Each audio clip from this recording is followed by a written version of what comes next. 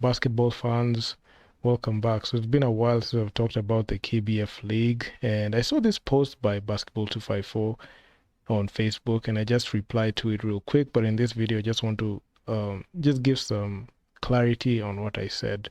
So when it comes to Kenyan basketball, different teams have different levels. There's levels when it comes to winning. So the first thing I want to say is this: we are seeing teams with unbeaten records. You're seeing teams just come out and dominate, and you're seeing teams you know just go out there and just play their best game. So when it comes to a basketball team, especially a team hailing from Kenya, of course they're all hailing from Kenya because we are all Kenyans. There's levels when it comes to winning.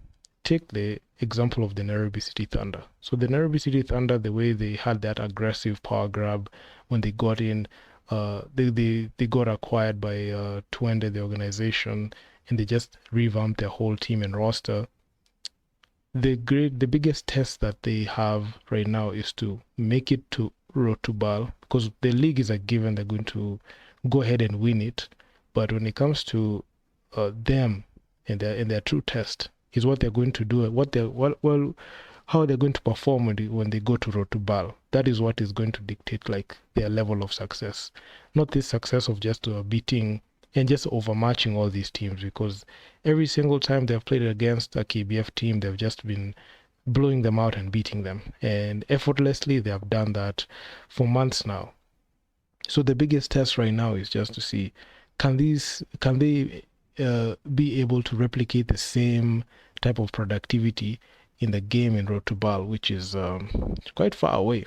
They have to go there. That will mean if they're going to head to Road to Bal, that will mean that they have to win the KBF League, which is something that they have all the pieces to do. Because right now, as we speak, I feel like their roster is better. And even looking at the fact that the Thunder gave away 6 players to the national team, but they were still able to beat Umoja. So that's telling to how much depth they have and how many people that they have on the roster that they can use. So there's that. Then when it comes to like the KPA organization, when I look at the women's team, I don't want to talk about the men's team because we have seen them time and time again fail in Road to Bal, despite the fact that they win. And they have gone to Road to Bal 3 times. They have made the Elite 16 twice. And in the last year's Road to Bal, they completely wet the bed. And I can even go to an extent and say that they embarrassed Kenya and they embarrassed themselves as a team and individually.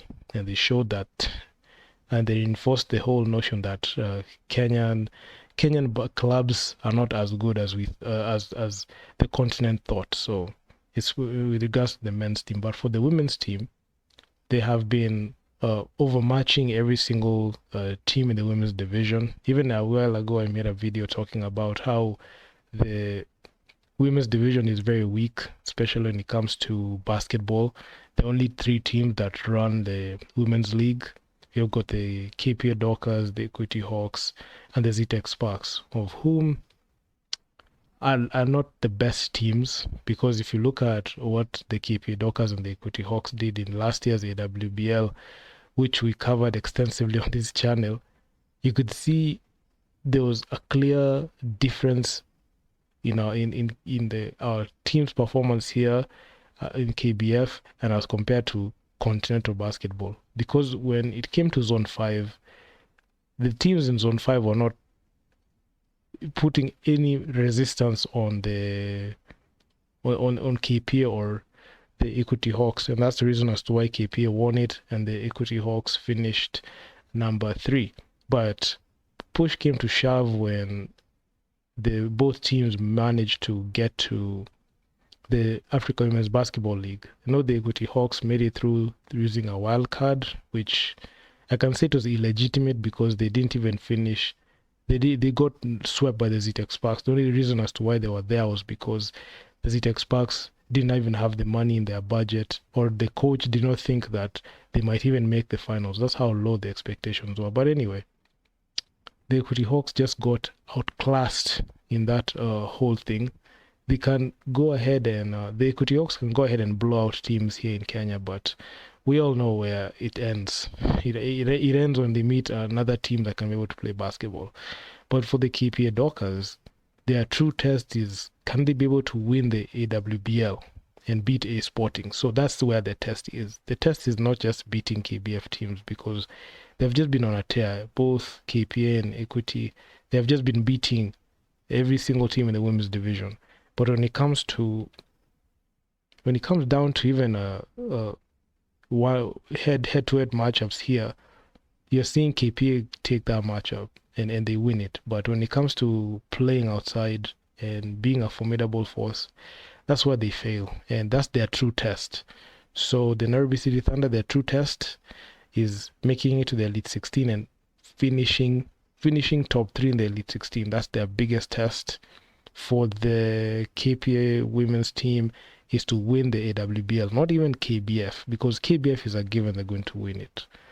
And I must say, a championship with KPA, the women's team, is not as significant as a championship with the ZTEC Sparks, because the ZTEC Sparks we will celebrate that one more than the KPA Dockers winning, because you're used to KPA winning to the point where people have become desensitized and numb to it. So, and when it comes to the ZTEC Sparks, I know the ZTEC Sparks have 2 teams in the Division 1 and the Premier League.